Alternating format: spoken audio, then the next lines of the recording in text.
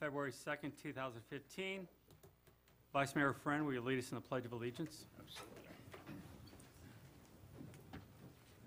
I pledge allegiance to the flag of the United States of America and to the republic for which it stands, one nation, under God, indivisible, with liberty and justice for all. Thank you very much. Roll call, please.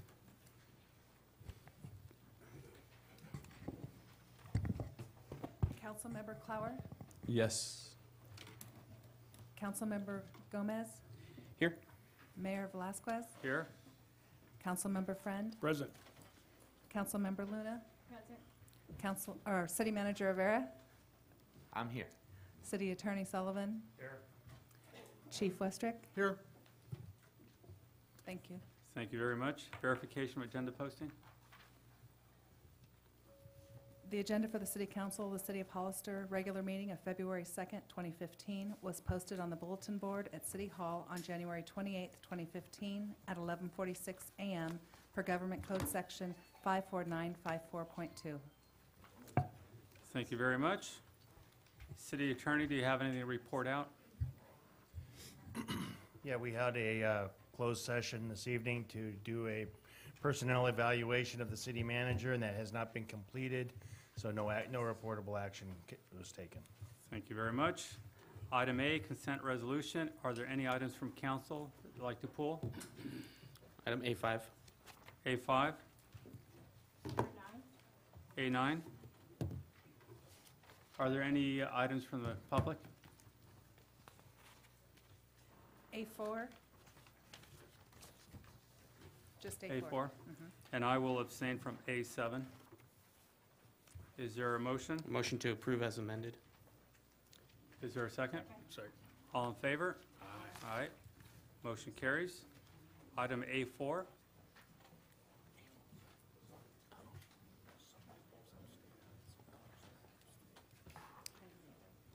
Good evening, council members.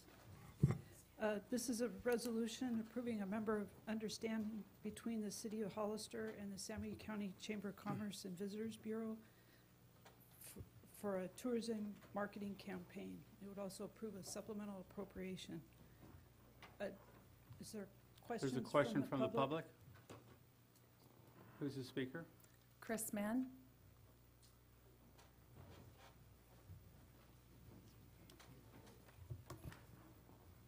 Well, good evening, members of the council and city staff. My name is Chris Mann. I'm the current board chair for the San Benito County Chamber of Commerce and Visitors Bureau. And I just wanted to, number one, thank you for considering our organization to administer these funds. Our board is fully behind this effort. Our president and CEO has developed a very detailed marketing plan, which you're aware of in the MOU.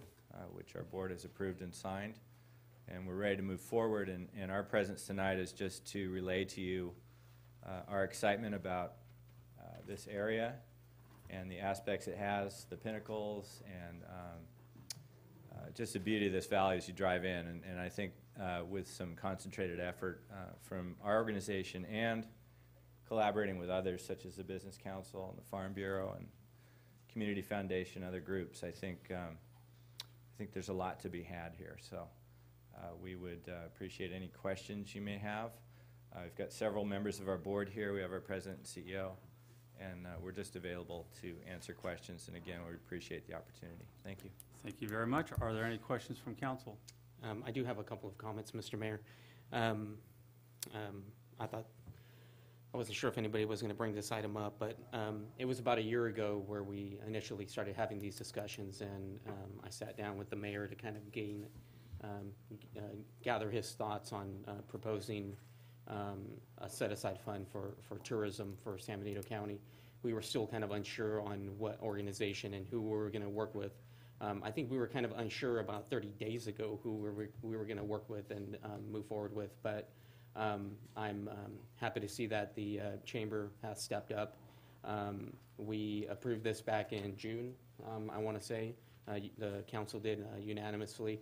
I didn't think we were going to have such a difficult time allocating government funds We usually don't have a problem spending money, but in this case, it was the right thing to do to hold off and find the right organization to work with. So thank you, Julie, for your leadership on this, and Chris, and to the rest of your board for doing this. And I do want to thank the mayor and the rest of the council for supporting this past June, and God willing, tonight as well. Thank you.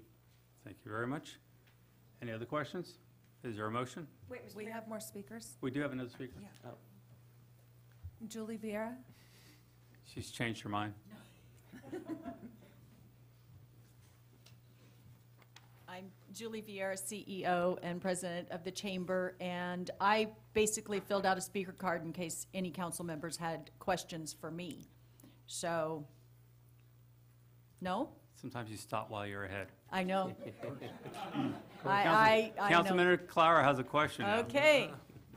On attachment B, the marketing campaign, can you just expand a little bit on Roman numeral 3, the FAM tours?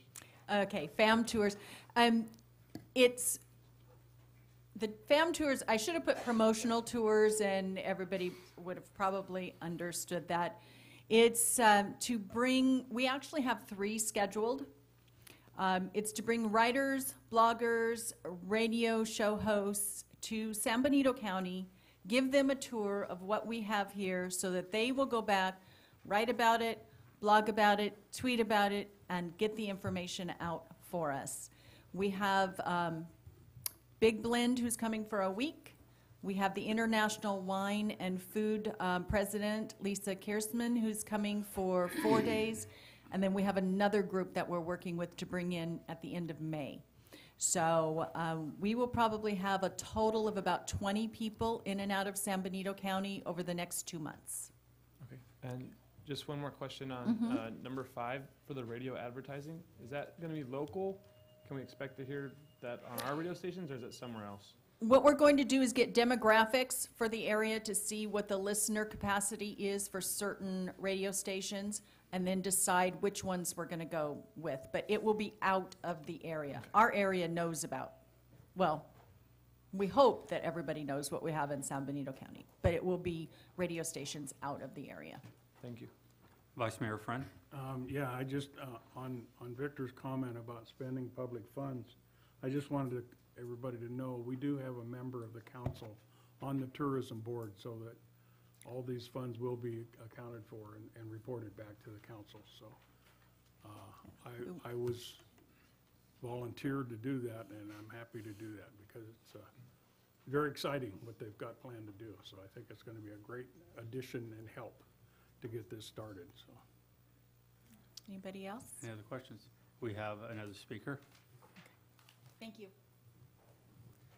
Marty Richmond. My points have been made, so I will pass. Thank you very much. Thank you very much. I'd like to make a motion. Okay, we have another speaker. David Huboy.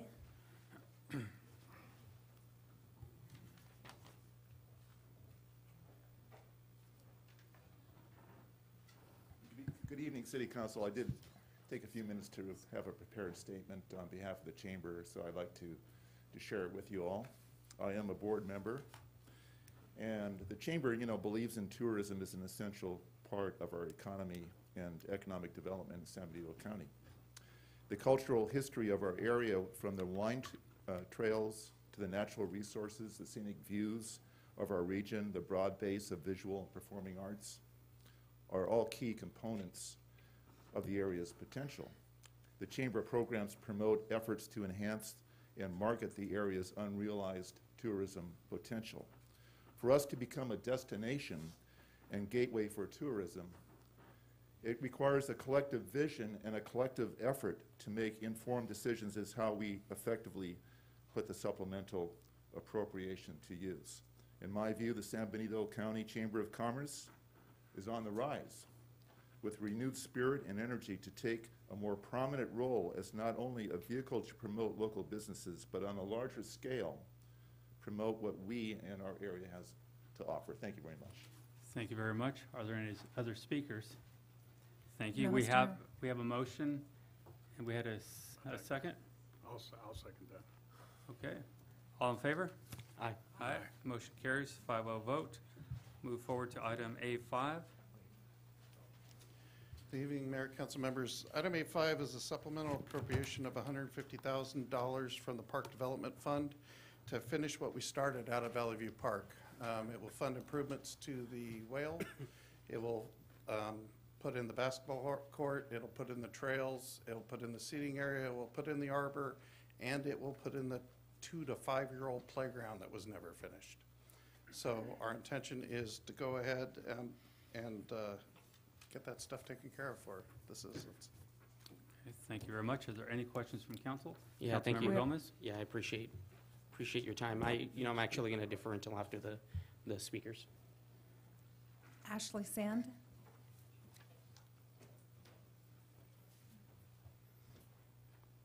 Good evening, Mr. Mayor and City Council. My name's Ashley Sand, and I live on Bayberry Street, which is directly across the street from the Valley View Park. We are so in favor of this resolution to spend this money improving the park. When we first moved there, the park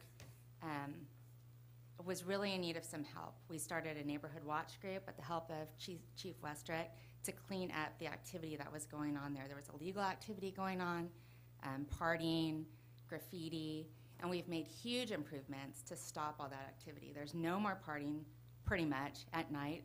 It's really stopped, and I think it's time to finish the improvements on the park so that we can get a nice playground. We don't just use it in our neighborhood. People drive in from all over Hollister to use the water feature. It's important for kids that might not be able to have access to a swimming pool or a trip to the beach. I think that having safe and clean parks is so essential to a healthy community. It promotes mom group activities at the park, exercise, and when you see a park that is defaced and not taken care of, it's really discouraging to a neighborhood and to a community at large. I moved here from Los Gatos 2 years ago. We bought the house right there on the corner because I have 3 young children. So I thought, this is going to be great. We have this park here. And started to see that it was in a state of disrepair, broken irrigation, no lighting, and it became kind of a blight on the neighborhood instead of something that we could take pride in. So this money is so important to finish that work so that our kids have a safe place to play. Teenagers can go there and play basketball. And as someone who lives across the street, the traffic, the parking, you'd think that it might not be a welcome addition, but we want it and we need it. So thank you for supporting this resolution. Thank you very much. Do we have any other speaker cards? No, Mr. Mayor. Councilmember Gomez? Yeah, thank you, Mr. Mayor. Well, first of all, I want to thank Ashley for her leadership in the neighborhood. I know that she stepped up last year and got together, formed a neighborhood watch and a neighborhood association, because now there's a good group of folks that still communicate with one another. Obviously, during the winter times, it's not as active in the park, but still, to hear that you actually want people to go to the park is interesting, because unfortunately, at times we hear the opposite, where people are trying to push people out of their neighborhood parks because they feel like they have some sense of ownership. Though we do like that, this park is it's different, because obviously with the water feature, it does attract a lot of people from throughout the city of Hollister, and we like that. We like to see that. So a year ago, when we initially had these conversations about the impacts of the children using the water feature, I sat down with Mayor Velasquez, and thank you, Ignacio, for listening to my complaints about the water feature and the potential cost. I also want to thank Billy for hearing me out, because I know that I complained for quite a while, even though we tried to temporarily put a Band-Aid on it. It wasn't the nicest Band-Aid in the world. So to know that we have these improvements coming, I think it's great for the neighborhood park. I'm trying not to be biased, because it is my neighborhood park as well, but it's a beautiful park, and with these improvements, it'll obviously only be a better destination for the families, not just in the Glenview, Valley View neighborhood, but throughout the city of Hollister. So thank you, Billy. Thank you, Ashley. Thank you, Mayor Velasquez, for your leadership on this. Much appreciated. Thank you very much, but I really have to give credit for Councilmember Gomez because he was pointing out how dangerous it was becoming around the water feature and really wanted to make the improvements there. But not only in that park, we're busy cleaning up all the parks throughout the city, and I have to thank Mr. Chambliss for taking the lead on that. We just finished another park, Las Risas Park, last week. It looks beautiful. We're going right down the line. Every single park is going to look the same way in our city. It's going to be beautiful. Thank you for supporting our park, and thank you for letting me park there with my family, too. Okay. Is there a motion? A motion to approve Resolution 2015-15. Second. All in favor? Aye. Aye, motion carries, 5-0 vote. Move forward with item A9. So you pulled A7. No, I abstained, A7. Did you pull A7? A9. Yeah, I just so we're clear on the record, I abstained from A7. That's already been voted on. We're on A9. This is the, add the position of the Associate Engineer of Utilities to help streamline the Utilities Department and make it more efficient, and have a person out there that can do all the utilities. We actually have a person that is handling those duties right now. We want to make a more permanent fix to realign that position for the duties that they're actually doing. Mr. Mayor, my question would be, or not question necessarily, but comment would be that recently we're having about 8 members of the employees of the city of Hollister retiring. And what caught my eye on your report here is that this is the desire to create the associate engineer position. And my concern would be that it's been quite a few years that the city of Hollister has actually done a reclassification of employees to look at the positions, to see best where we can concentrate on. My concern right now is that 8 or more members or employees are walking out of the city of Hollister with management skills, historical skills, that we're going to have to replace. And a reclassification study, I think, is long overdue. And that would be my comments regarding this report. Okay. Are there any other questions from council? Are there any speaker cards? Councilmember Luna, did that answer, get the answer you wanted there? It answers it, but I want to voice my concern tonight that I believe that a reclassification study should be in place. Okay, just to be clear, this is an existing employee? Correct. That is the hope would be that person would want this new position. Okay, thank you very much. Is there a motion? So move. Is there a second? Second. All in favor? Aye. Aye, motion carries. Thank you very much. Good question. Move forward to item B1.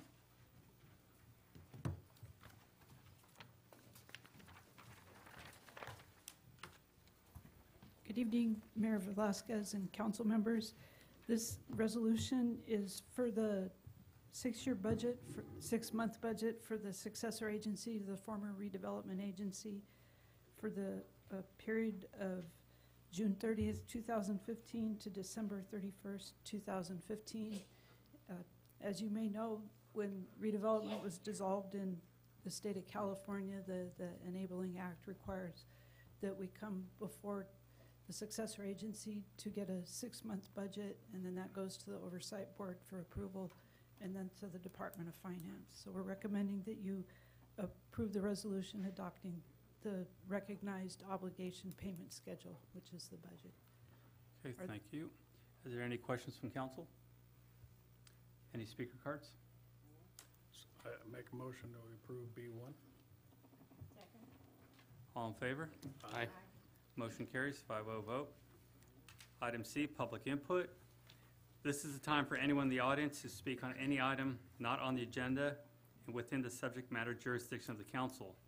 When the city clerk calls your name, please come to the podium, state your name and city for the record, and speak to the city council. Each speaker will be limited to 3 minutes. Please note that state law prohibits the city council from discussing or taking action on any item not on the agenda. Do we have any speakers? We do. Marty Richmond?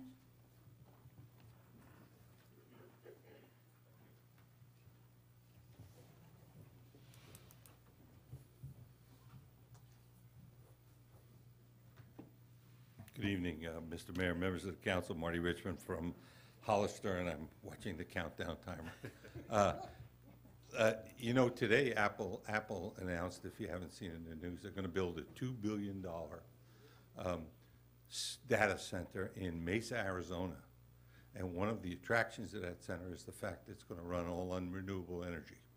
So I think renewable energy has been a little oversold because, you know, sun panels don't work at night and a lot of other problems. But there's no doubt about it, it also has value.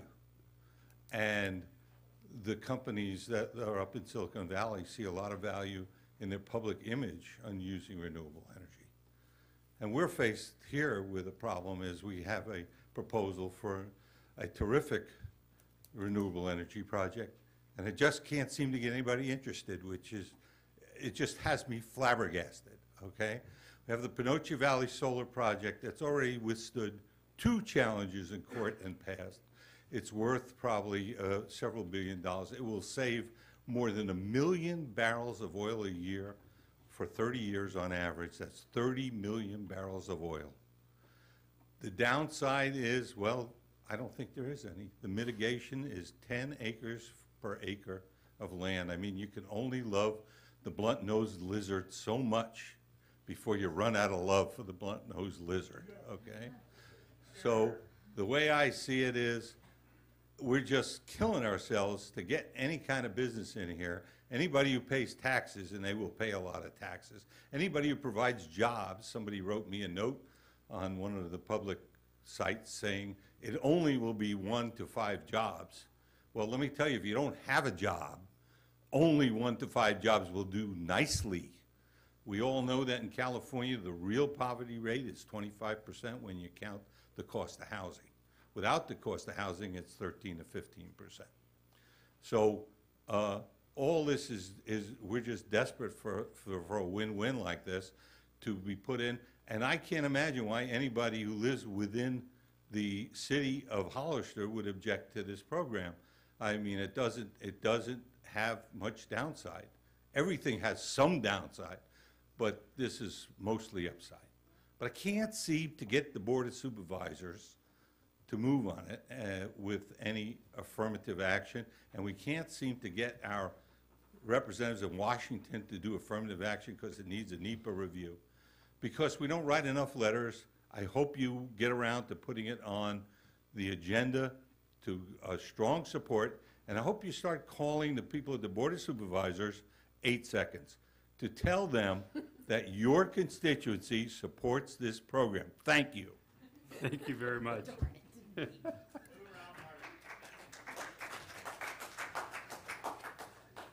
No trap door again. Do we have any other speakers? Stephen Rosati?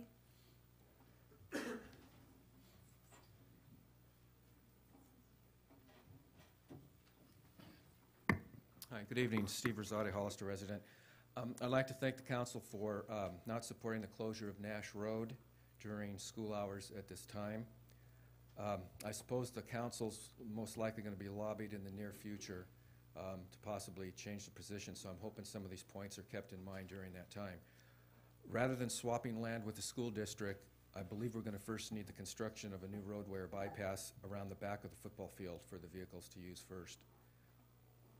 Please don't close Nash Road and allow the traffic to seriously jeopardize the safety of the residents in the neighborhoods surrounding the high school by rerouting them through these neighborhoods, unless this new roadway is in place simultaneously. Like the school needs to protect the safety of these students, the city council needs to protect the safety of the neighborhood that has children and adults present as well. There may be a few challenges since there's buildings along Nash Road from West Street down to Powell Street. It seems the only street available at this time to bypass the area in question would be to extend West Street in a southerly direction and then extend westerly over to the 70th Street extension to give the vehicles an alternative, safe alternative. The school district needs to take part in this mitigation. directly. I believe this very same topic came up at COG at 2 times that I know of, approximately, I think, 7 to 8 years ago, where the city at that time was going to work with the high school on these issues to help establish the solutions. So there's quite a number of years that have gone by. And I just don't think it's a good idea to close the street without providing some mitigation. So again, maybe this might help stimulate something with the West Side Boulevard extension and the bypass around the football field, to have them both, because those are both kind of little different corridors, if you intend to provide a solution that's reasonable for the whole community. Thank you. Thank you very much. No other speakers? Okay, let's move forward to item D1.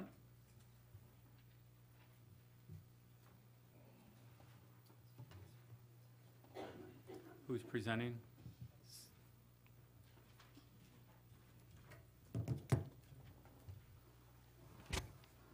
Good evening. I'm Anju Goyal. I'm the health officer for San Benito County. I'm here tonight to ask you to amend the current tobacco retail license to eliminate the sale of tobacco products from pharmacies. And I ask you to do this because tobacco costs us more than we can afford, both in health and in dollars. This is what tobacco costs us in health. It remains the leading preventable cause of death in the United States, and nearly 500,000 people die from it every year. And in addition to that, this is what it costs just smokers in the money that they spent to buy the cigarettes. But the larger cost is what we as a community pay for the effects of tobacco in healthcare and productivity lost. Tobacco costs the U.S. nearly $300 billion every year. It costs California $18 billion every year, and that translates to $477 per San Benito resident per year. So why are we here tonight focusing on pharmacies? Pharmacies are a place that people go to seek treatment and care. They're a place they go to. They're a place that promotes health and well-being. And selling tobacco products in a health-promoting environment contradicts the mission of pharmacies, which is to make people better, to make them well, to make them healthier. It also presents an inherent conflict of interest, because the more successful a pharmacy is in selling tobacco, the more it will also earn from the sale of prescription medications that treat tobacco-related illnesses.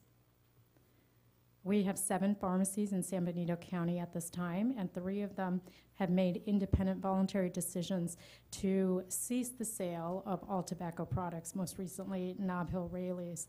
We have 4 pharmacies that currently do sell tobacco products, and they are unable to make a local decision to do that. However, several of them are in discussions at the corporate level about such a decision. So these are some of the organizations that support this. As you can see, there are quite a few professional organizations, including the American and California Pharmacists Association, the American and California Medical Association, the American Public Health Association, and several others. And more importantly, our community clearly supports this initiative.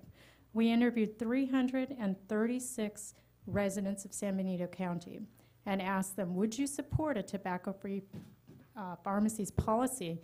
And 80% of them answered in the affirmative. Yes, they do support it. And then we asked them, if a pharmacy decided to cease the sale of tobacco products, would you continue to spend your money there? And 86% did agree to do that. So prohibiting the sale of tobacco products by pharmacies assists in reducing... Mr. Mayor, can we ask questions during this, or should we wait till the end? Why don't we wait till the end so we can, Okay. we can always go back to the slides. Sure. Prohibiting the sale of tobacco products by pharmacies assists in reducing the availability, the visibility, and the social acceptability of tobacco. And while several cities and counties within California and Canada have implemented such a ban, no other county in the Central Coast region has. So today, we at the Health Department ask you to take a lead in this region and invest in the health and well-being of our residents by promoting this policy. Thank you very much. Thank you. Councilmember Gomez had a Yeah, just a quick question. Yes. It's that slide there. So it says, would you support a tobacco-free pharmacy policy? Out of the 336 surveyed, how many were smokers? 6% of them were smokers and 94% were non-smokers. So out of the 6%, how many supported, out of the 6% that were smokers, how many supported it? It was a lower percent. Does anybody happen to have the, okay, so not surprisingly, it was a lower percent. Yeah. And we didn't intentionally try to choose smokers or non-smokers. We chose all comers. Yeah, no, I just thought it'd be kind of interesting to get, because Yeah. obviously it's easy to tell somebody that doesn't eat McDonald's to stop, Yeah, somebody that doesn't eat McDonald's and you want them to eat healthy, it's better to ask the person that does. right. You know what I mean? So. Right. Okay. Well, a fact that might be relevant is that fewer than 4% of cigarette sales are actually done in pharmacies. So this policy, again, is only affecting pharmacies. So other stores like cheap cigarettes would still stand. So it's not a policy that is asking people in San Benito to stop buying cigarettes altogether. It's a policy that's simply asking that pharmacies and tobacco products cease to mix. So I understand that the county doesn't do a lot of economic development when it comes to retail, but has the county supported this? Because you're coming from the county health department, right? Right. So has the board of supervisors supported this? This is a policy that only affects the city of Hollister because all of our pharmacies are in the city of Hollister. So we're not presenting it to the county of San Benito. Okay. But is it possible that the county could have a pharmacy and sell tobacco products? You mean outside of the city of Yes. Hollister? Yes, it's certainly a possibility. So they would still be able to pass this policy, even if they don't have pharmacies? That's correct. Okay. Yes. Okay. Yeah, we made the decision to start with the city of Hollister because that's where our existing Yeah, policies, absolutely. Yeah, that makes pharmacies sense. are. Yeah. Yeah, no doubt. So I'm assuming that the other liquor stores that sell tobacco are probably very supportive of this because they would probably get a lot of the business, I'm assuming? I would 'Cause- imagine that's the case. Again, it's a very Okay. small percentage of tobacco products that are in pharmacies. We haven't specifically polled those Okay. other non-pharmacy stores that sell tobacco products. So, I mean, your end goal here, obviously, and, I don't smoke cigarettes. I don't like cigarette smoke in front of me. I don't like people smoking around my children. I don't like any of that stuff. It's a personal thing, but what's the educational component behind this? Because you could ban drugs are illegal. People do drugs. Cocaine's illegal. People do cocaine. Marijuana's illegal, supposedly, and people still smoke weed.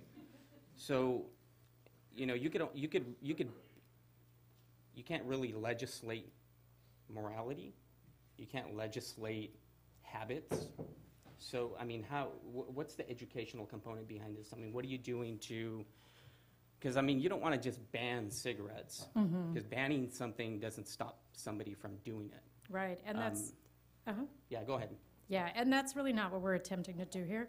We're attempting to make our pharmacies operate in a manner that's consistent with their mission, which is to improve health and wellness. So this is one of many different tobacco projects that we've worked on in this county. And it does include a considerable amount of education, not this specific piece, but overall, that's an enormous part of tobacco control. Okay. So I guess my final sort of question is, there's other things that happen in pharmacies that are not very healthy.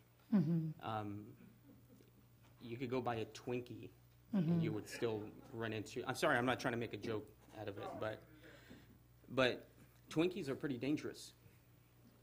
And if you eat Twinkies all day long, if you eat Hostess cupcakes, which I enjoy quite a bit, all day long, you would probably have to go back to a pharmacy and get some medication for diabetes. So there are other products that are unhealthy in quantity. You mentioned if you eat them all day long.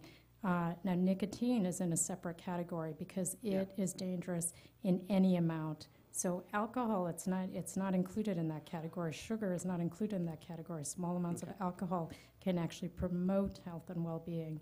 Small amounts of sugar are not known to cause obesity or type 2 diabetes or other medical problems.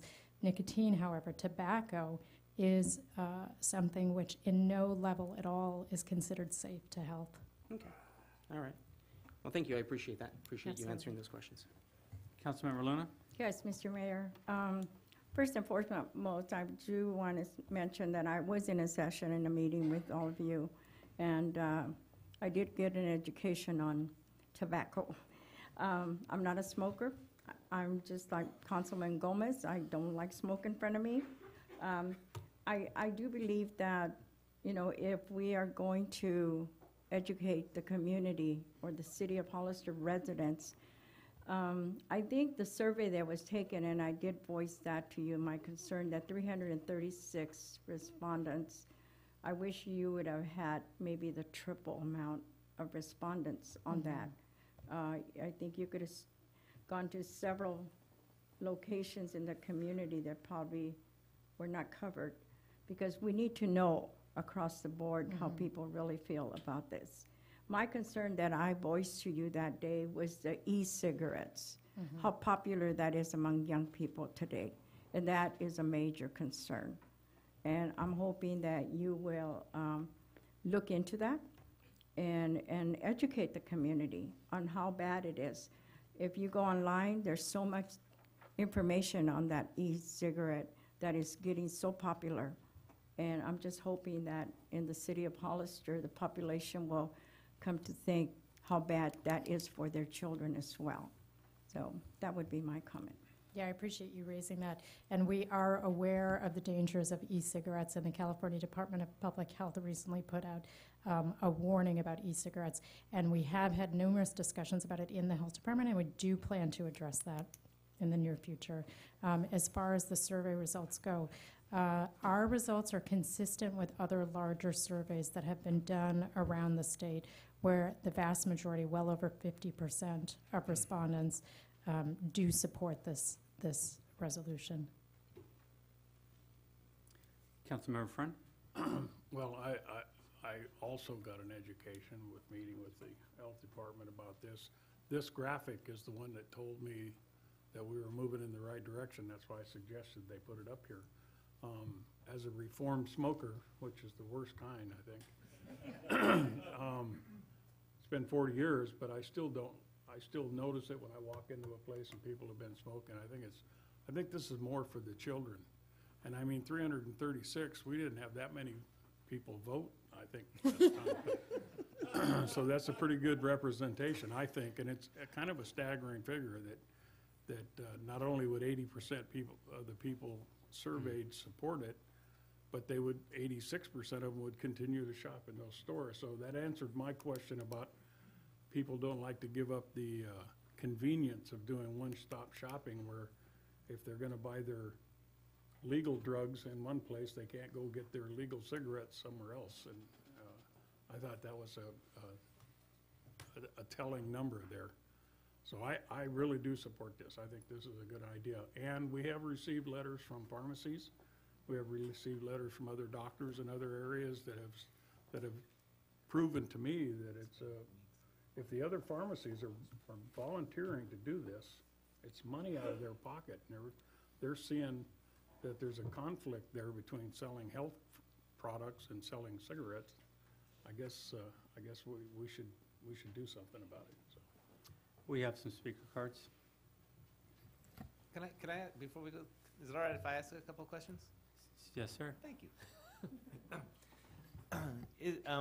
Just moving along, in the event that we actually adopt an ordinance, my understanding is, like Walgreens, for instance, they are a pharmacy, I presume they sell cigarettes. Right. Is it your intent that we prohibit any new businesses with having both sales of cigarette and prescription drugs, or are you asking us to go in and remove those cigarettes at some point in the future from these existing businesses? We're asking the tobacco retail license to be amended so that no pharmacies, existing or in the future, are able to sell any tobacco products, including cigarette, chew, and other products. So and we're asking the pharmacies themselves to remove the products. Did that answer your question? Yeah, and then I was just, I mean, when we're doing recruiting, and I think I mentioned to somebody, and please don't let this get blown out of proportion if I say the word Walmart. If going through that process and we're trying to get a Walmart here, I assume some Walmarts have pharmacies they would also be another business that would not sell tobacco products. And I'm just wondering how that plays out in the future as well. I mean, not that I don't like cigarettes either, so I could care less, but. And is nicotine the actual drug that we're trying to prohibit, or tobacco products? Because I was having a conversation with somebody about the gum patches. Is that? It's tobacco products that are not used for the cessation of smoking. So the gum and the patch are prescription or over-the-counter items that are used specifically to stop smoking as cessation aids. Yeah, and of course, those are not going to be regulated. As far as the economic impacts go, we know from looking at other cities that have adopted this sort of resolution that it does not increase the closure rates of pharmacies, and it does not decrease the number of new pharmacies that open up. And CVS, for example, that has made a decision voluntarily to do this, recognizes that they're going to have a financial cost to this, which they think that they will make up in their health promoting businesses, like having the retail minute clinic. Thank Okay, we have a few comments from the public. Bob Gordon? Can you please,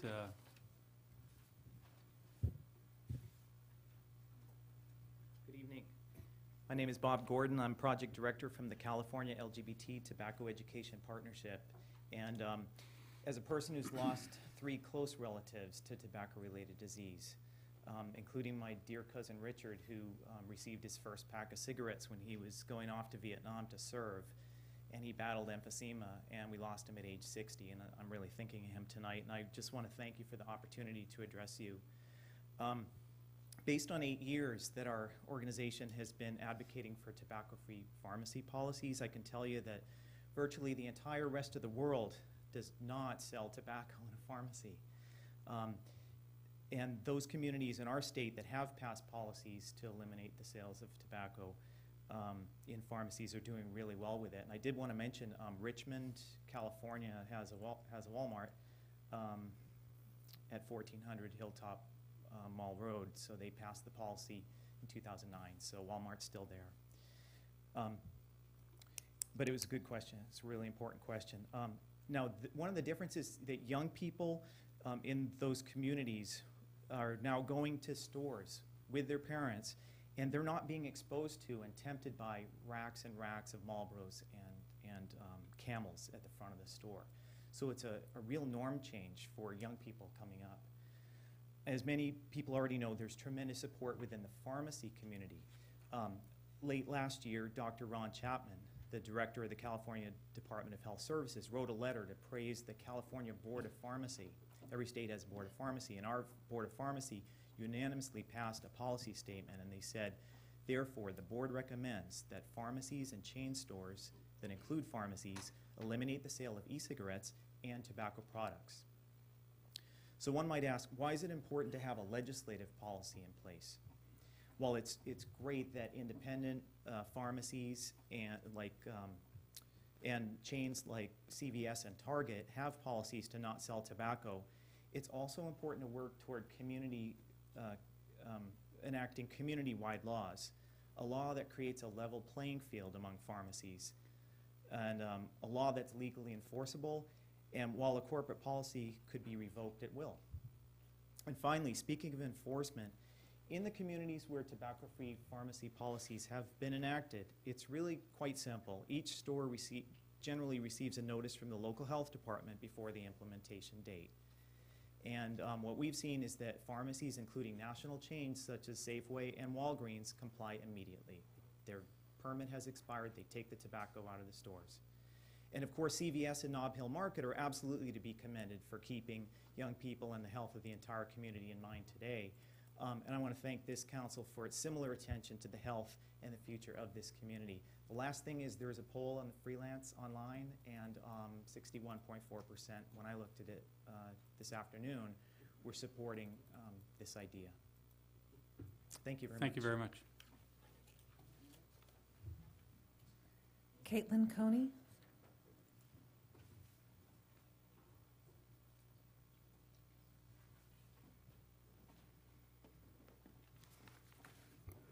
Hello, my name is Caitlin Coney. I currently live in Hollister.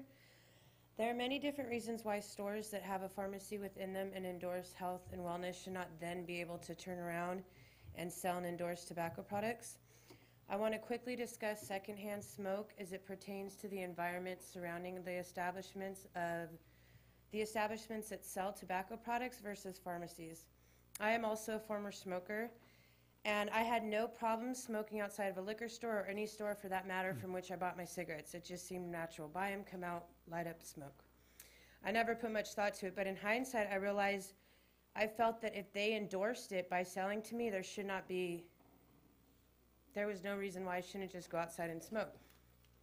On the other hand, however, I never felt comfortable smoking in front of a hospital or a doctor's office. Morally, it just didn't feel right, and there didn't have to be any thought there. I just wouldn't do it. Pharmacies should have been held in the same manner. However, I smoked outside of Rite Aid, Walgreens, Walmart, etc. And I didn't really think of it, so I think a lot of it's subconsciously. If you sell me the product, I feel that it's okay to use it. Now, I have a 4-year-old son who has asthma, and there's been numerous times that we've had to walk through tobacco smoke to get to the entrance of the pharmacy to get his inhaler, Robitussin, whatever it is. And something's wrong with that. When I go to a liquor store, for whatever reason, I am choosing to put myself in that environment where they sell tobacco products. It's my choice, and people who smoke. Now, when I go to a store for my prescriptions, I should not have to be in the same environment that sells tobacco without a choice. A choice to strictly be in a healthy environment, picking up my prescriptions tobacco-free. By standing here today in front of all of you, I'm asking that you give every person in this room, our community, the right to choose to get our families' prescriptions without directly being influenced nor affected by the use of tobacco and the endorsement of its products. We are not asking to take the rights away from people that smoke. That's their choice. Everybody, if that's what they want to do, that's their prerogative. What we're asking is that they go to a liquor store or to a cigarettes cheaper, somewhere that doesn't on one hand say, we care about you and your health, but we are going to sell you cigarettes as you walk out the door. We are asking specifically, as mentioned, that tobacco sales be banned from pharmacies that promote health and wellness. I would like to thank each and every one of you for your time. Thank you very much. Thank you very much. Lorena Ramos and Gina Cole.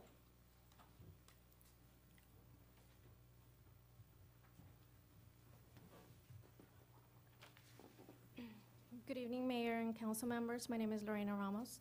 I'm a health educator with the Santa Cruz County Tobacco Education Program and staff to the Tobacco Education Coalition.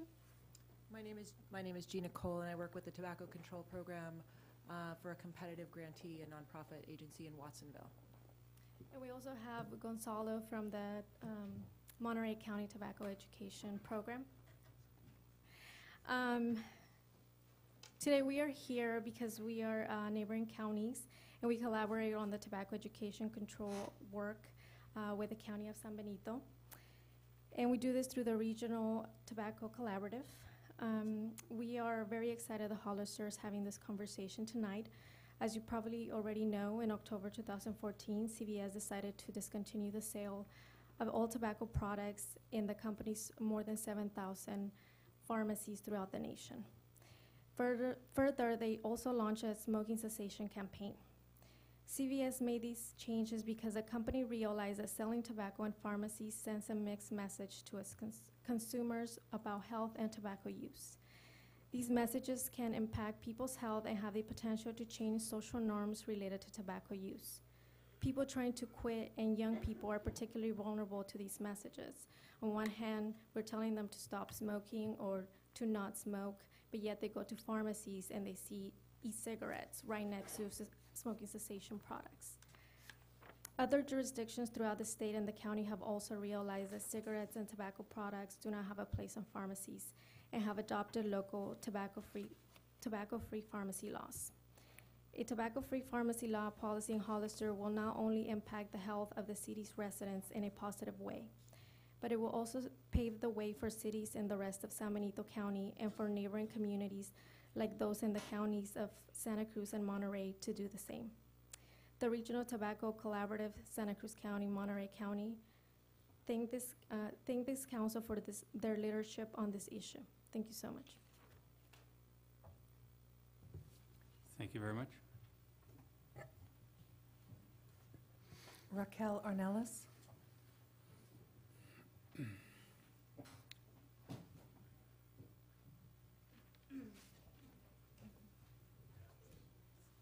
Good afternoon.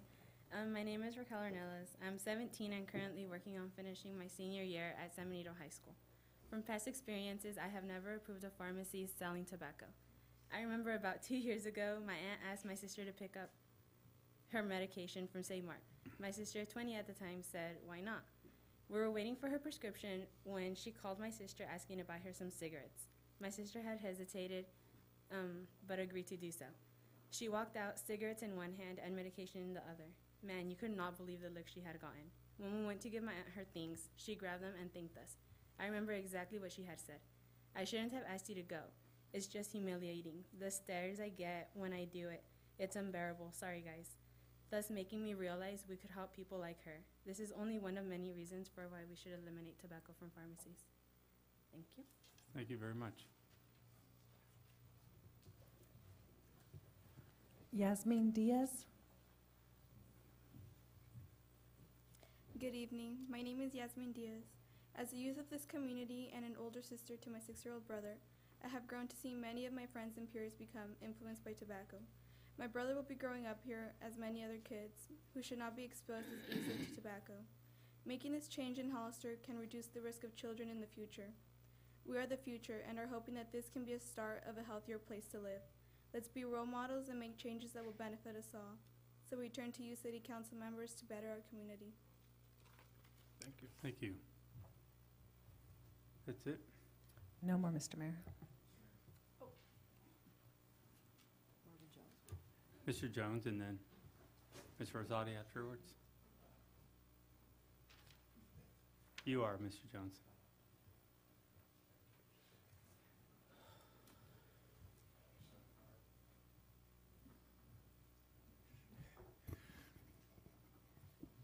Marvin Jones, Hollister. It may take me 3 minutes to do full disclosure. As a youngster in western Kentucky, I used to do stoop labor in tobacco fields. This was back when you set the plants out one at a time. Cultivated with a mule. It was hot in a tobacco barn, 120 degrees, but it put me through college.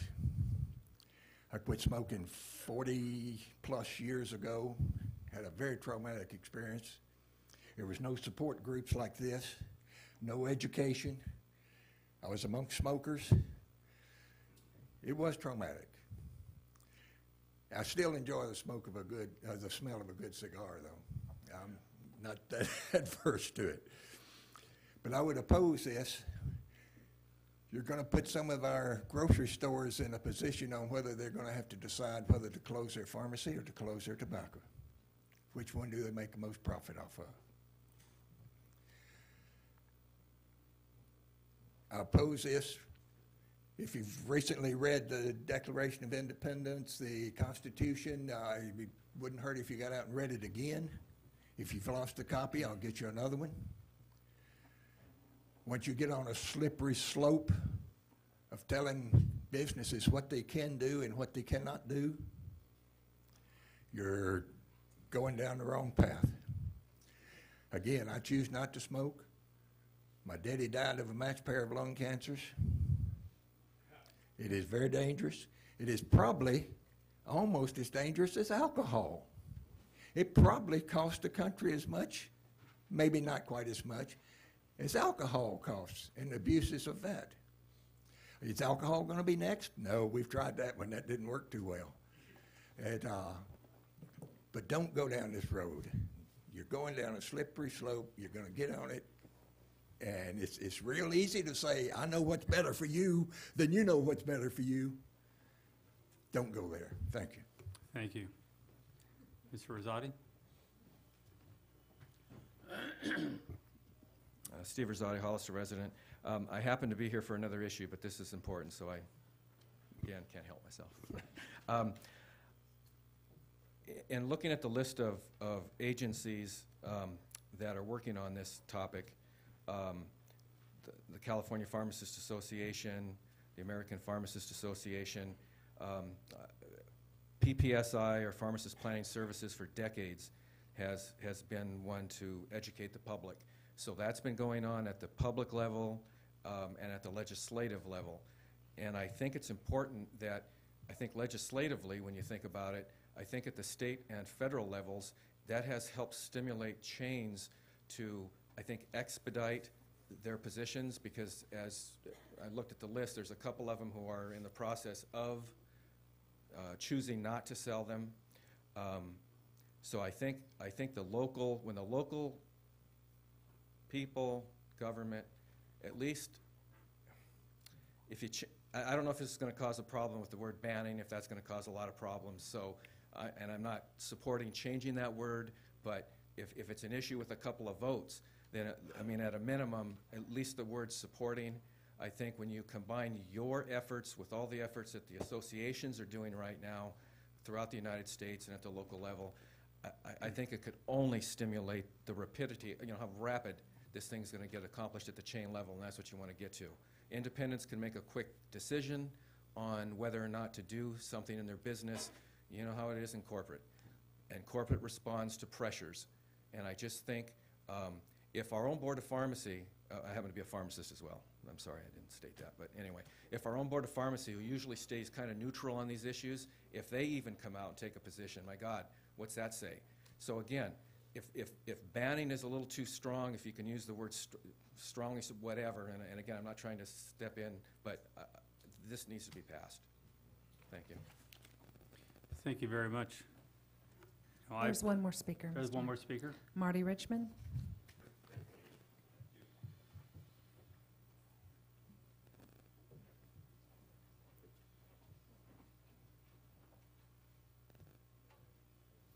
Good evening again, Mr. Mayor, members of the City Council. It's Marty Richmond. I am normally against social engineering, but I don't see this as much social engineering. And the reason is things are going on that haven't been discussed here. One of them is that there's been a tremendous growth in services provided by local pharmacies from what they used to do 10 years ago. You couldn't walk into a pharmacy and get a vaccination. You can now. In fact, my wife and I think last year got our flu shots at the pharmacy. When I thought I had a low blood pressure problem, I didn't have my blood pressure monitor working, they said, go to the pharmacy. So you go to the pharmacy now, and people are using the pharmacies like clinics. And that makes it more inappropriate, I think, for them to be selling cigarettes. I have nothing against smoking. Everybody tells their history. I started when I was very young. I smoked for many years. I quit in the 70s. Not when I was 70, in the 1970s. Okay. No, it wasn't the same thing. Anyway, and so, you know, I've had both sides of it, and I got to tell you, the truth is many of the people who come up here, even the young people with good intentions today, will wind up addicted to something by the time they are, you know, middle age. Or that's just the facts of the matter. I don't mean that as an insult. Many of them will smoke. Some of them will be using drugs, legal and illegal, incorrectly, and alcohol is the big one. Not to mention gambling. But the truth of the matter is, I don't think it's going to have any effect, essentially, whatsoever. My guess is that the pharmaceutical sales far outweigh any sales of cigarettes. People will have to make a decision. But if you're running a clinic, you might, you know, if it was an old-fashioned pharmacy and the only thing you ever did was pick up your medicine, I assume that those are all adults and it doesn't matter. But, you know, if you're running a clinic, if you're giving vaccinations and you're giving a lot of advice on health issues, and you're expanding you're expanding your what you do, at some point in time these two things bump into each other. I don't think it's social engineering any more than it is to say you can't drink out of the bottle when you buy a bottle of liquor at the package store. you know, we say if you want to drink the liquor, go to a bar or go home. We don't tell people, okay, you can go in a package store, buy a bottle of booze, uncap it when you check out, and drink it. So I don't see it's going to be a big problem. I don't see it as social engineering either. I just think it's a logical step. Thank you for your time. Thank you very much. You know, I personally have the concerns about the slippery slope and where it leads to, but remember 15 years ago when the talk was, should we ban smoking in restaurants? And the outcry at the time, and people thought everybody would go out of business if they didn't allow their smokers in the restaurant. Can you imagine going to a restaurant now where somebody's smoking next to you? You wouldn't put up with it. This, I think, changes it because it's the pharmacy. The pharmacy is there to help you get better, not make you worse. My father-in-law passed away a little more than a month ago, partly from smoking and workplace issues in his life. And I can tell you, I know he wishes he didn't smoke. I grew up as the only person in my family that has asthma because as a kid, when I was 8, 9, I spent my days hustling pinball in the bowling alley all day long. And back then, everybody smoked. I'd come home from that bowling alley that day, and my mom would say I smelled like a cigarette. But yet everybody smoked. It was no big deal. Nobody knew any better. I'd be that kid with a little candy cigarette with a little red in the front part of it. I paid that price. My brother never had it, and my sister. I know I damaged my lungs during those years. And I know we know better. I'm not saying we ban it, but if we can take a step to make things better and make people realize the consequence, I'd like to see maybe someday people help people responsible for their own actions, but I think it's time we start making that change. So I appreciate you guys bringing it forward and seeing what we could do here. Having said that, this is not an action item, or is this an action item, or just a recommendation to City Council or to the staff to move forward? I think the recommendation was this evening is to receive the report and the testimony.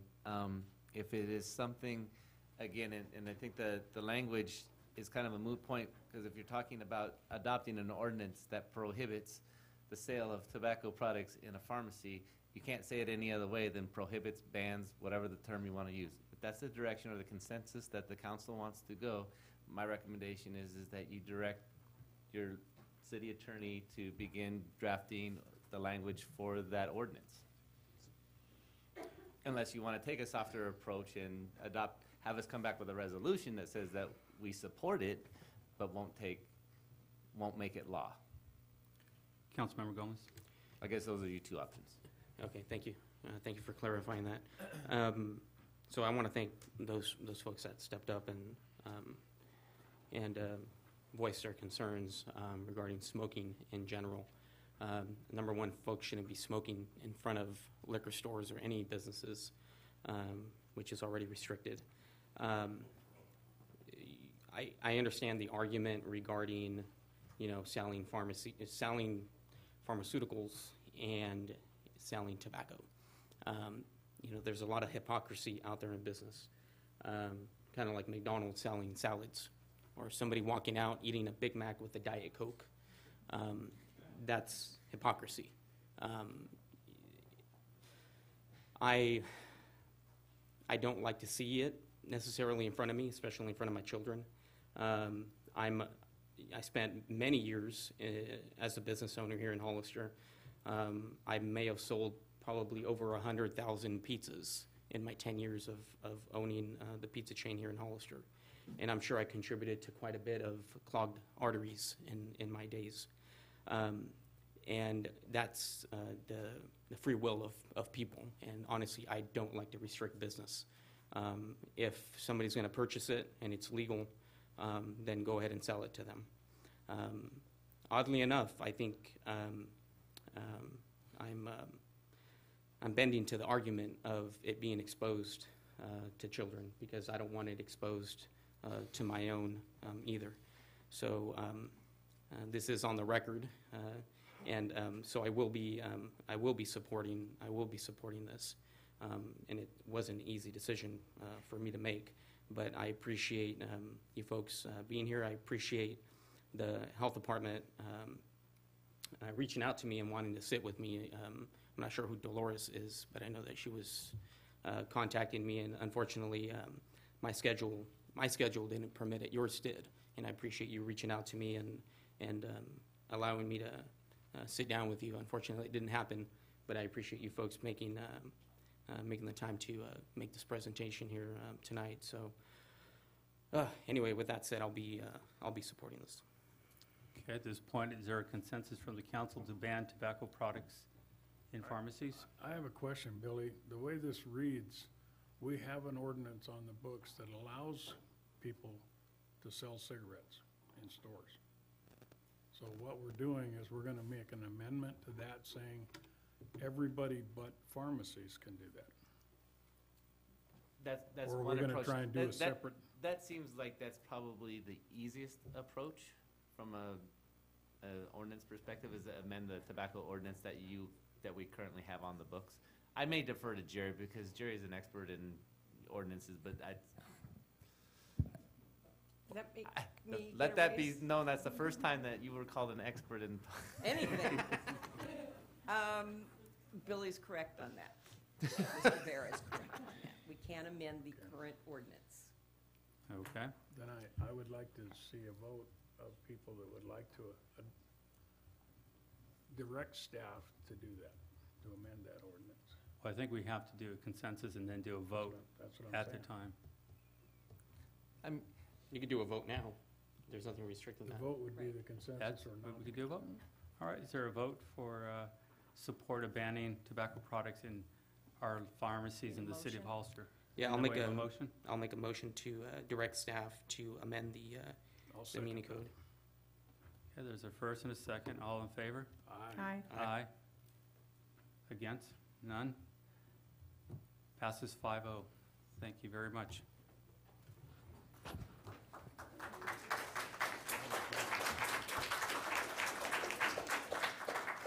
At this time, we're going to take a 5-minute break to let our students go home and take a little break here. Thank you. Thank you.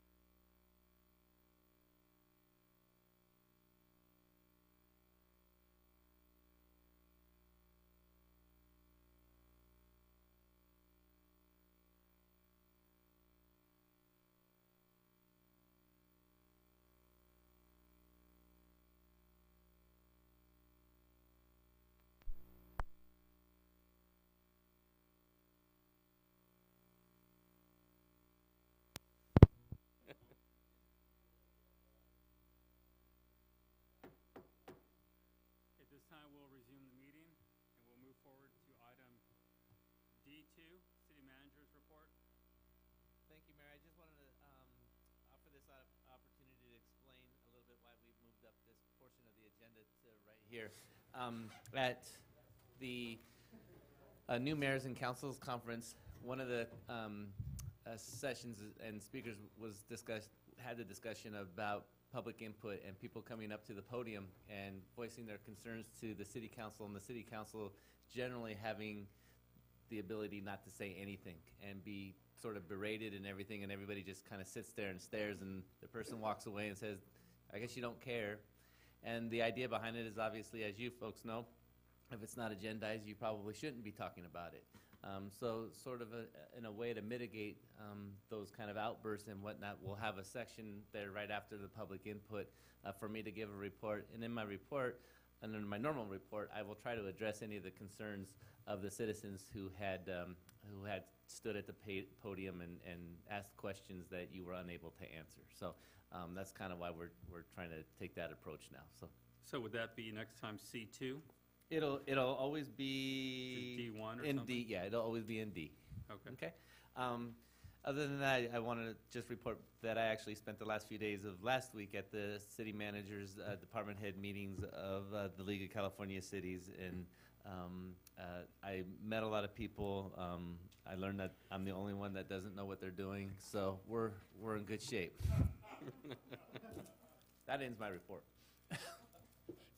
You do know we're still doing the evaluations, right? Oh, wait, yeah. Excuse me. Okay, thank you very much. I'm not any good at that either. No business on item E, F1.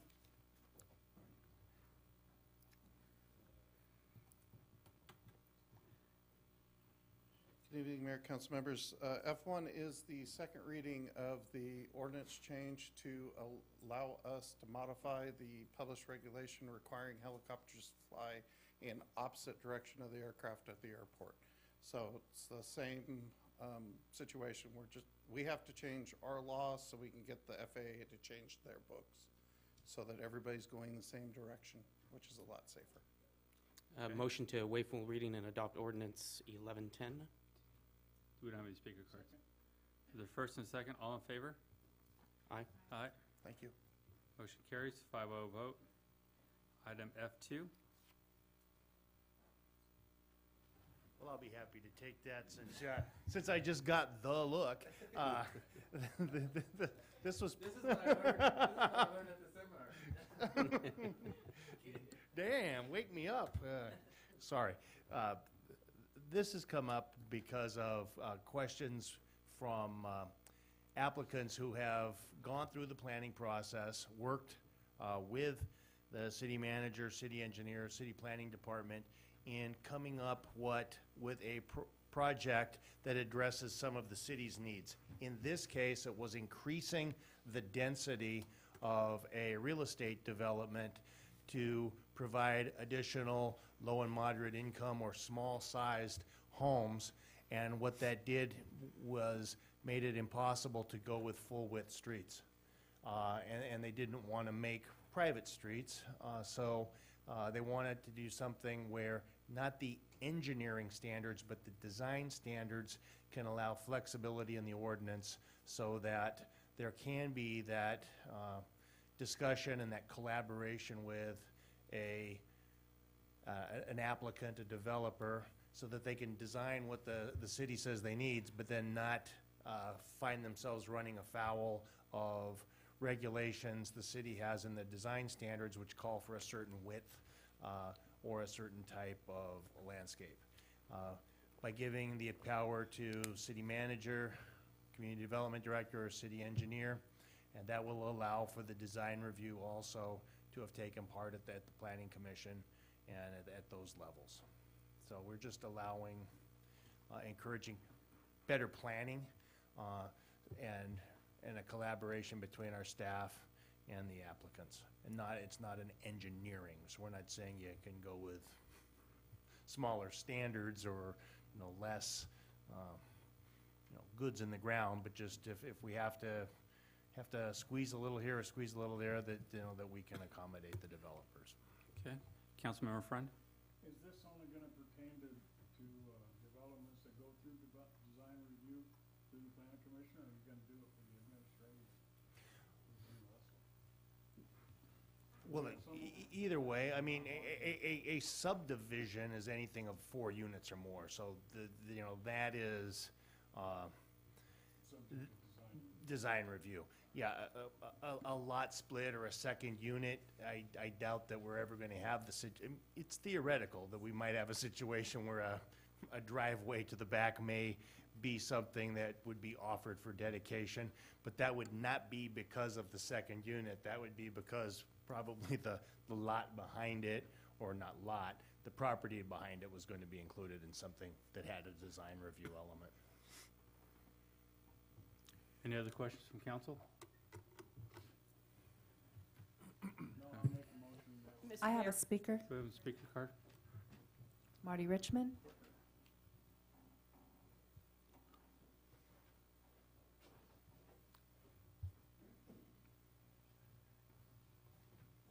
Marty Rich from Hollister. Since this is basically done in advance of any particular request to do this, it's going to be a general policy, it's my understanding that's going to apply. I don't want to get into any specifics, and I assure you I'm all for flexibility.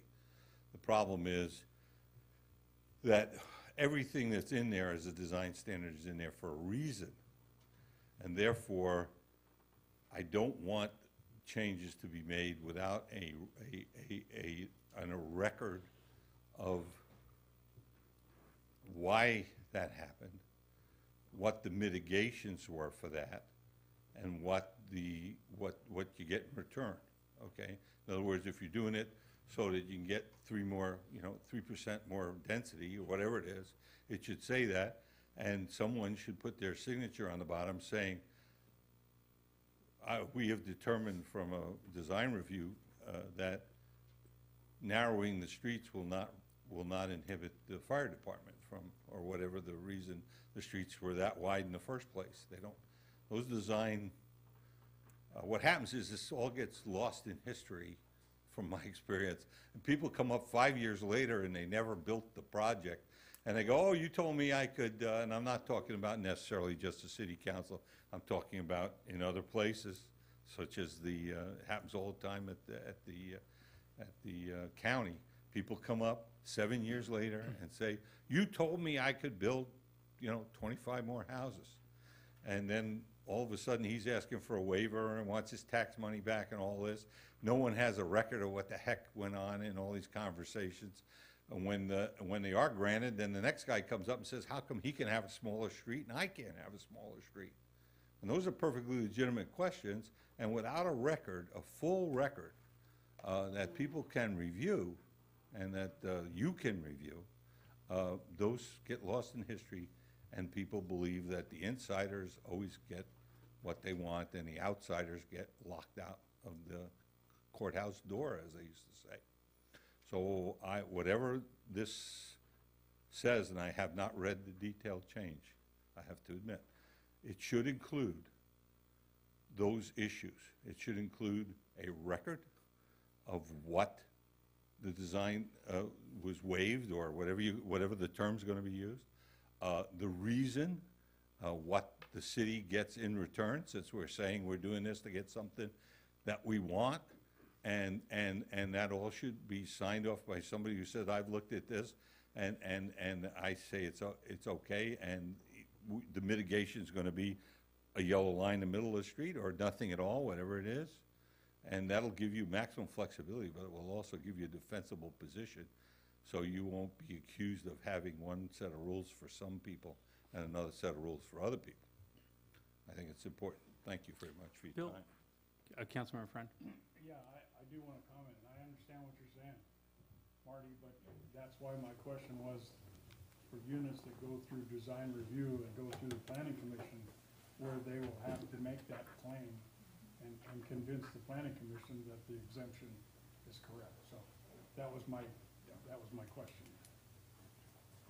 Thank you, and I understood that. But what about for units that don't go through design review? Will they be getting this too? If they will, then whoever has the power to say fine, they need to make sure, whatever it is, even a small change, someone needs to say, I okay this, someone needs to sign off. So Bill, the question I would have there is, going back to both of the questions or comments,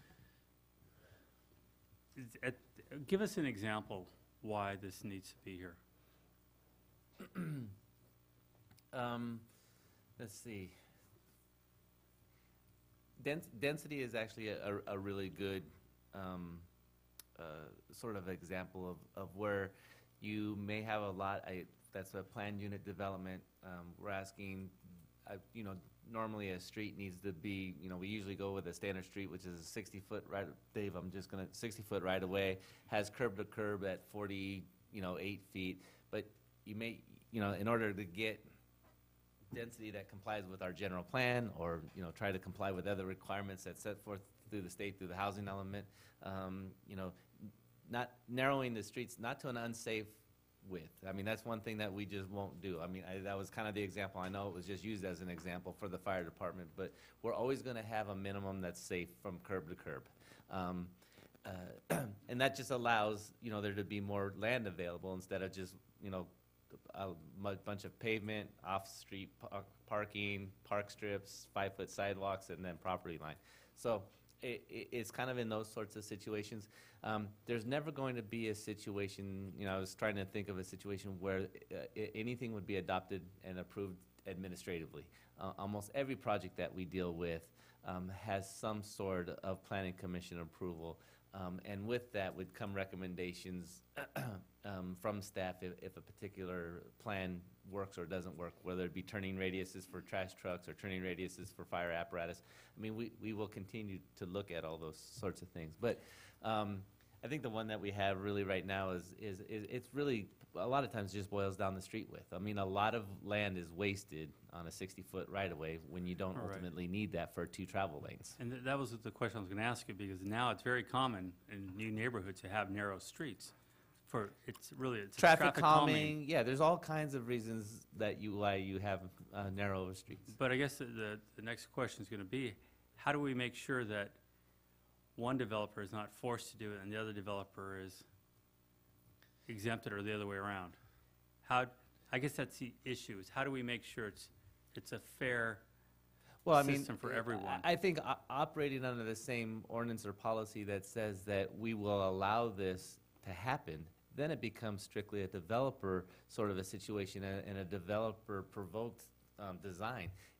We won't go to somebody and say, you have to do it this way. You're going to be able to say, hey, I'm a developer. I wanted to get 20 units an acre. This is how I have to get there. Are you okay with that? And then we would review it from that perspective. Do we stay with it? Gotcha. Okay. Any other questions from council? Councilmember Flower?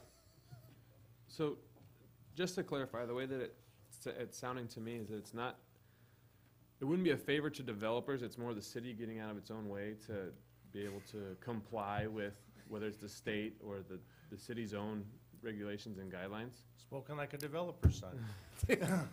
No, yeah, I mean, that was the way it came out. No, in some ways, I mean, we have our needs. I mean, in the sense the needs, we have to comply with the state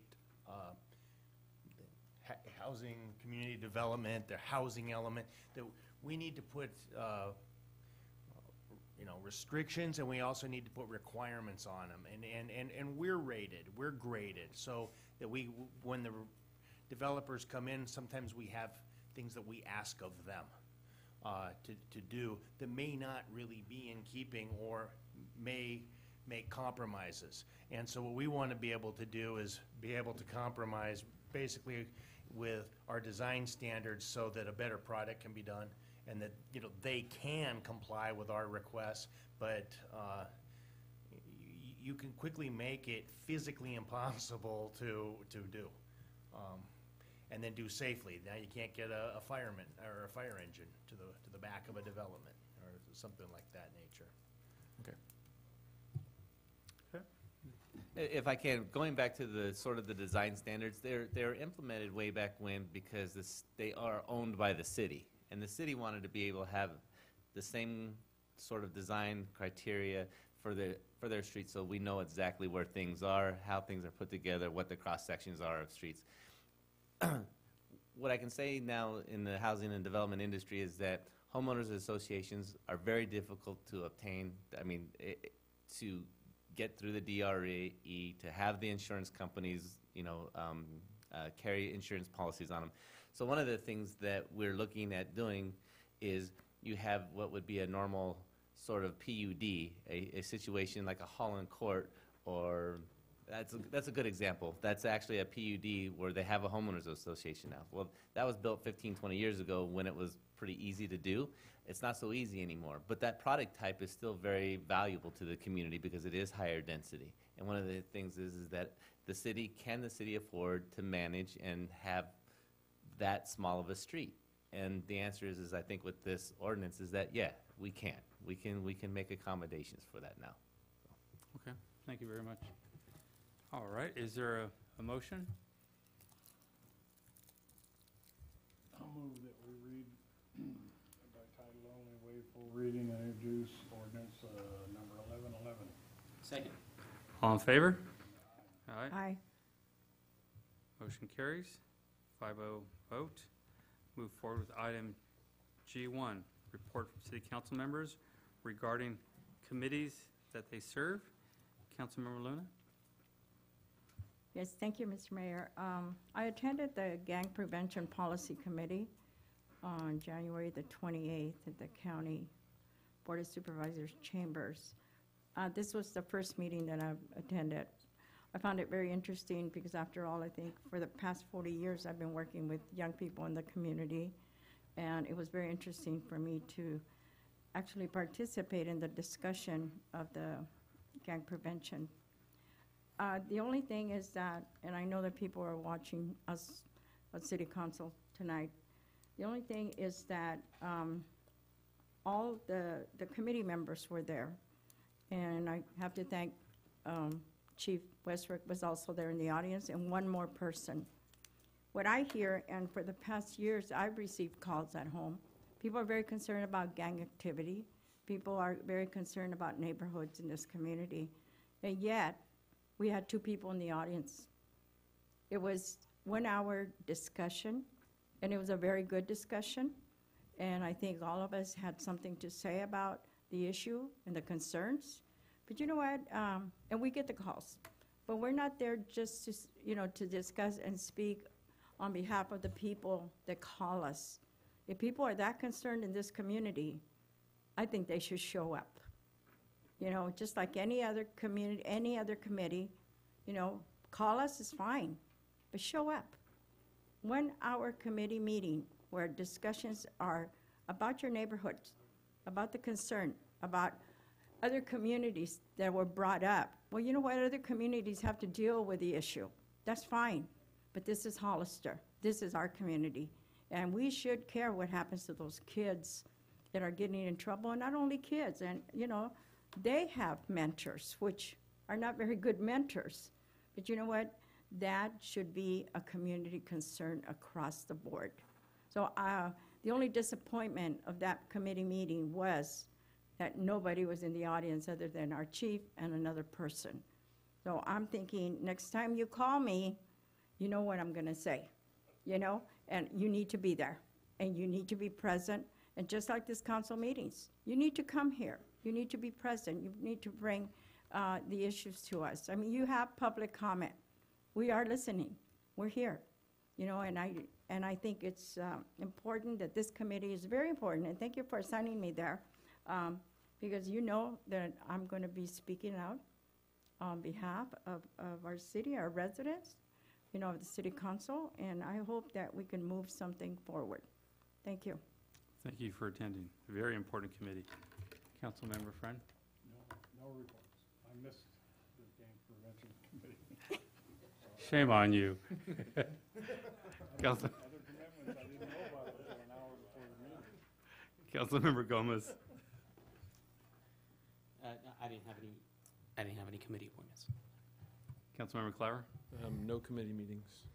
Okay, thank you very much. I did not have any meetings also.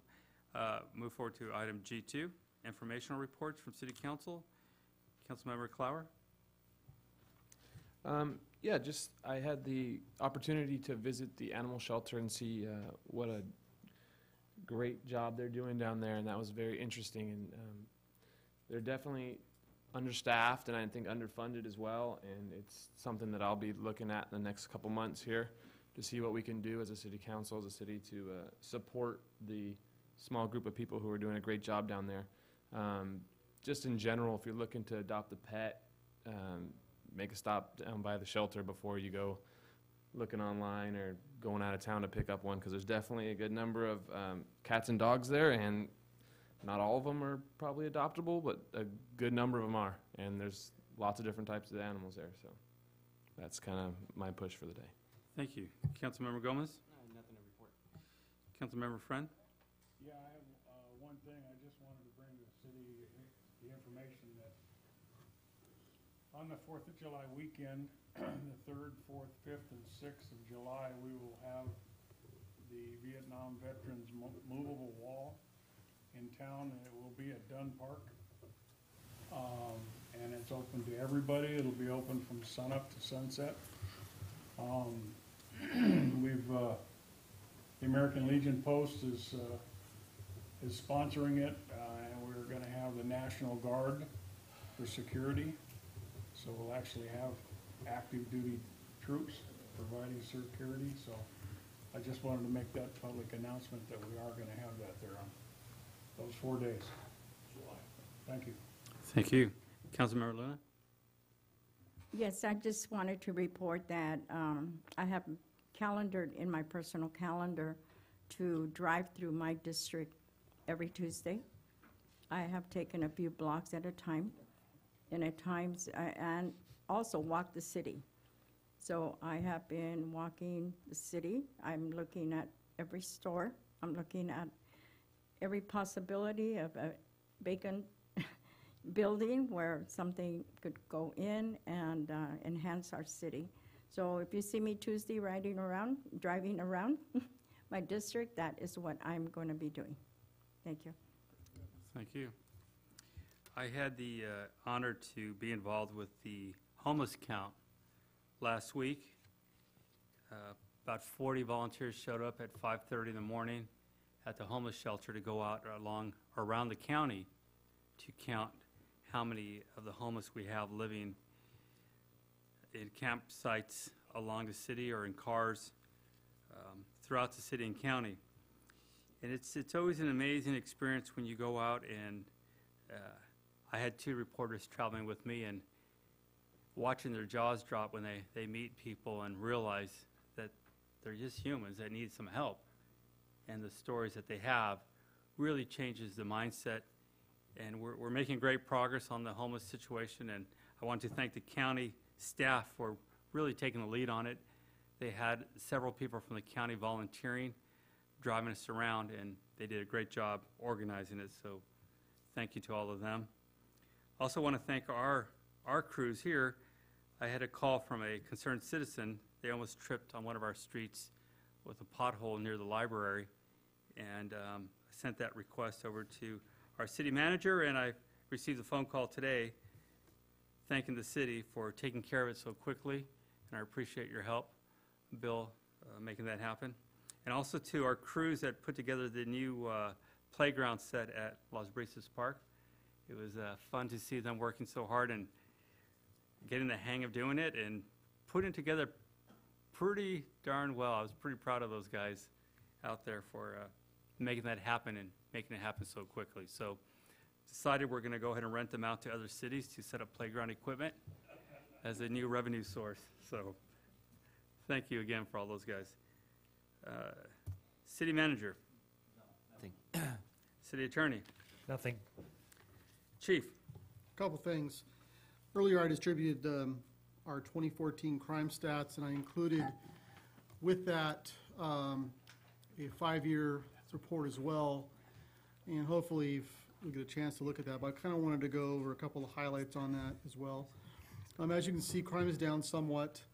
We're down about 10% from 2013, and It also represents a 5-year drop of about 24%. May I say 10% is not somewhat, that is huge. I'd Thank like you. it to be higher. Yes, it's significant. So about a 5-year drop of about 24%. It's the efforts of our patrol staff, our detectives, our support staff that really really makes me a happy chief. And we've got some dedicated employees. Some just outstanding efforts from our school resource officer and our gang officer for their efforts. Honestly, there were several cases we would still have open right now because of their efforts this year. I think what we're seeing is the fruits of our labor of a more connected community with its police department. We get numerous calls that are proactive in nature. They're preventative in nature. And honestly, in my career, I don't think I've ever seen this many calls where they're calling before something happens to prevent it from happening. And I think that's great. And we need to see that more. Moving on, traffic. This is I know a source of a lot of questions now and then. So in moving violations, we had a 30% increase over last year. Represents a 31.5% increase over the last 5 years moving violations. DUI arrests were up 94% from the previous year. 94%. It's a good stat, it's a bad stat. It's a bad stat that we have people out there driving under the influence of alcohol, but the good stat part is that our officers are catching a lot of these folks and putting them in a place that they will no longer be able to harm folks with their drunk driving. So what we've done in the last 5 years is train our officers in an advanced technique called drugged and drunk driving. It's called A-RIDE. It's a new federal training. And really what it is, it's kind of advanced DUI training where they recognize prescription drugs, of course the regular pharmaceuticals as well, but also of course the illegal ones. And sometimes those are kind of difficult actually to detect. So very proud of their efforts on that. That 94%, if you put it to the 5-year, that's an escalation of 66% increase over the last 5 years. So what it tells me is our officers are doing a great job. I counted them today, there's about 19 officers that wear the uniform most of the time and are out in patrol cars most of the time. And those 19 officers are the ones that are responsible for this activity here in our town. And as a council, as a city, as a community, we should be very proud of their efforts. If you look at one of the stats, an increase from last year of 26% in arrests. That's a lot. That's a huge increase.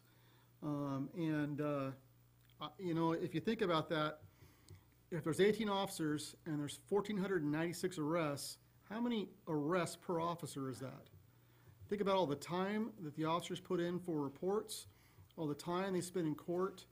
We have some dedicated employees, and I think we're really lucky. I think there's another number you need to be proud of, too. What's that? DUI accidents went from 20 to 0. Motorcycle accidents went from 10 to 0.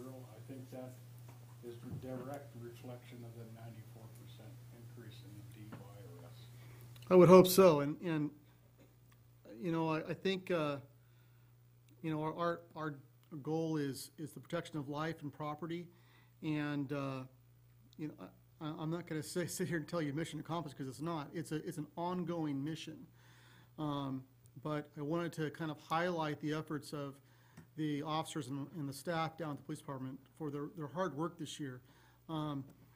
This morning I'm in our records division, and Monday mornings are tough because they have to do reports, they have to send them to court. It's a time-sensitive thing, and I do not know how they do it. I don't know how they do it.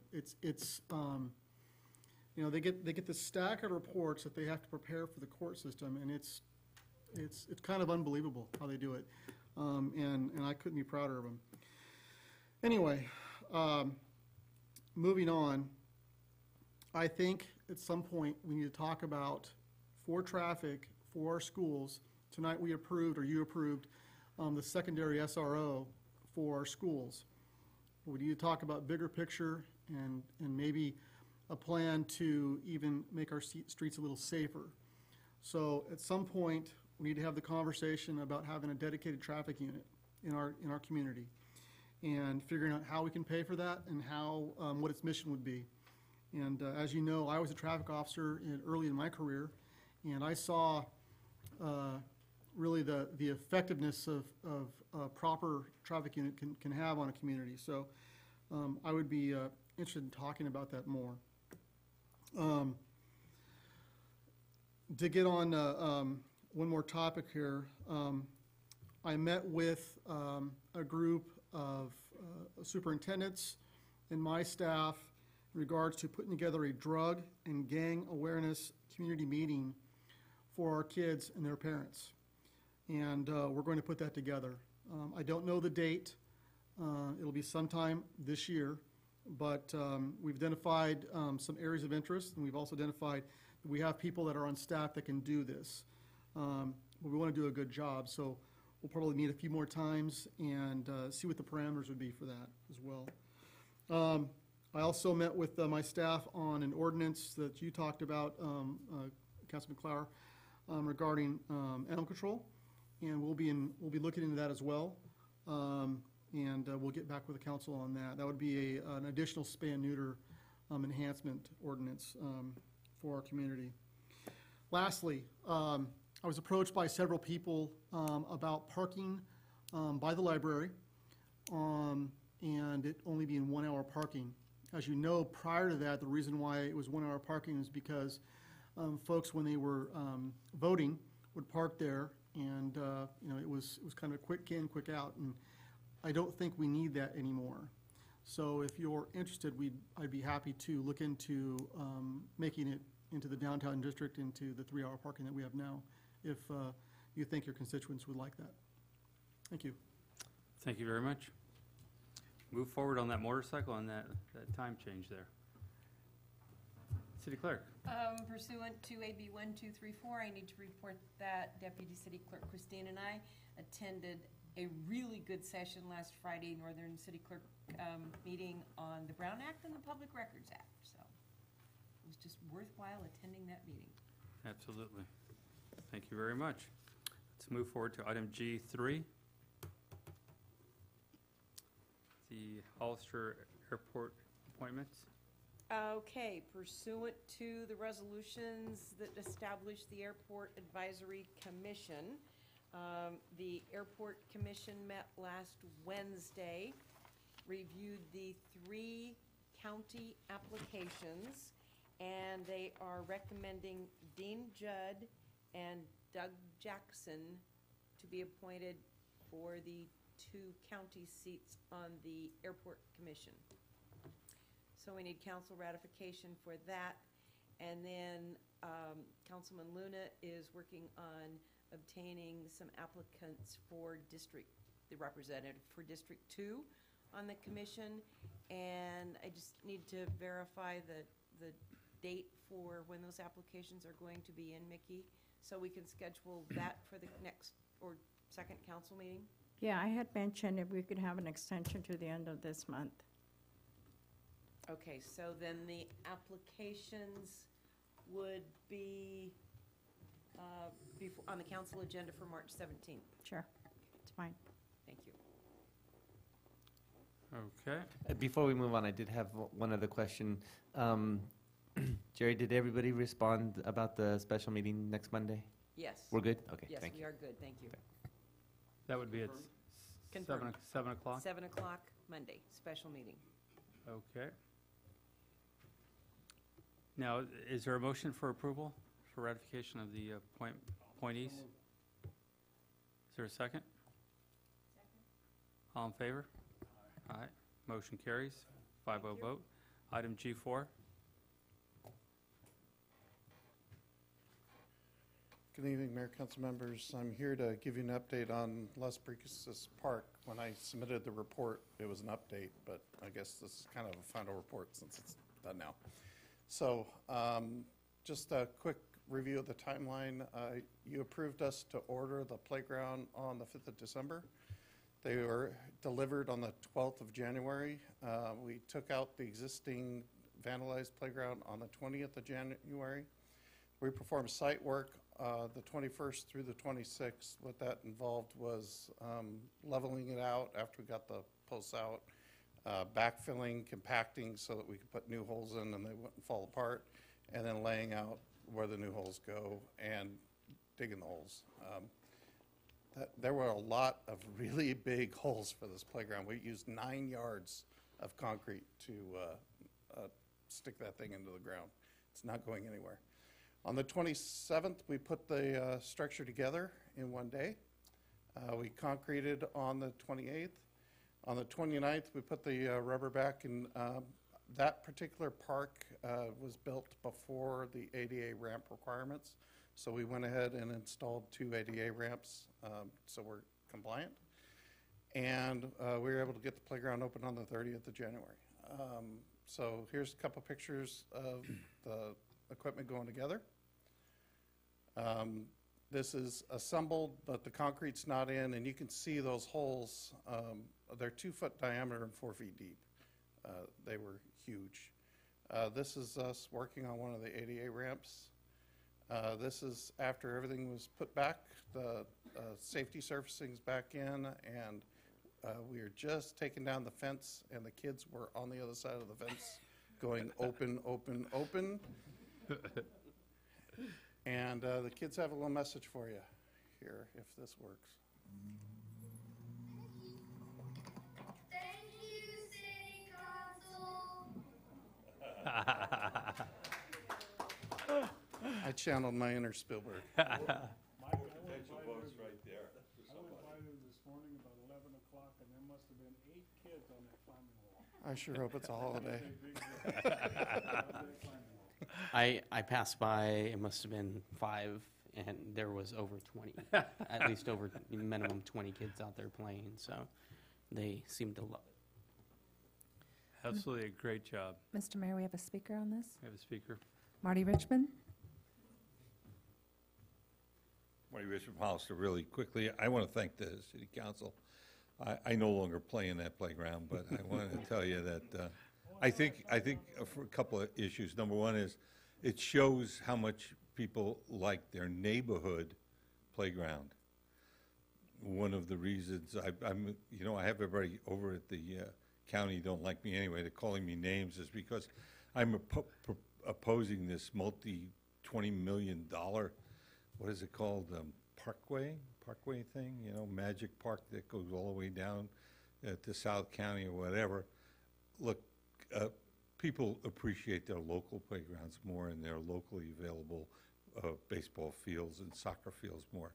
They like a big park every once in a while, but you know, you can't send your kid outside to play in the big park if it's 20 miles away. So I prefer that we put more money into local parks, number one. Number two is, and this is the bad part of, we know there's vandalism and people intentionally do things like set the park equipment on fire. I hope our ordinances are up to speed with substantial fines for people who do that, and that we post signs on poles. I mean, you know, if you're driving along the highway, I don't know, every once in a while, maybe you're deterred from throwing your coffee cup out when you see a sign that says littering fine $1,000. I assume you notice those all the time along the highway. I don't know if anybody ever got hit with a $1,000 fine for tossing something out the window. But I think every once in a while somebody looks at that and goes, okay, I'll just hold this sandwich wrapper until I get to the next place I'm going to stop. Perhaps some appropriate warning signs, obviously not directed at kids this age, but directed at the people who do those kind of things, about the behavior, about the fine, and about the decorum in the park, so they're not over there. It's not there to have a beer party. Go to the bar. If you're old enough to drink, go to the bar. If you're not old enough to drink, don't drink. It's that simple. So I think maybe you'll deter one person out of 1,000 who would otherwise do it, but you know, that's one less park thing that'll get wrecked for the kids. So I appreciate that, and I do think that you should as a city council, take a stand against the regional park as it currently is conceived, which is enormous and enormously expensive. And my guess is the vast majority of the money for that regional park came out of impact fees from the city of Hollister. And I believe that park should go back to the people of the city of Hollister. Thank you very much. Thank you very much.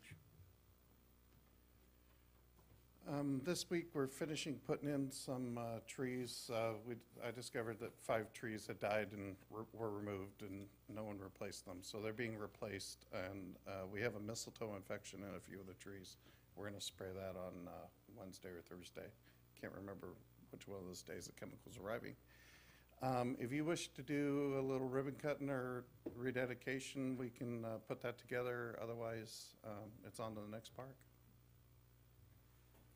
Absolutely. You know, we celebrate these. And yeah, let's set up a time to go cut that and go see the kids having fun.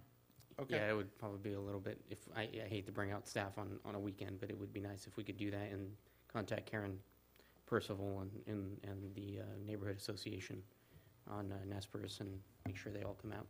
Okay. Thank you. Excellent. Thank you very much. Thank you. All right, there is no business on item H, I, J, or K. Second? All in favor? All right, motion carries 5-0. Thank you very much, everyone.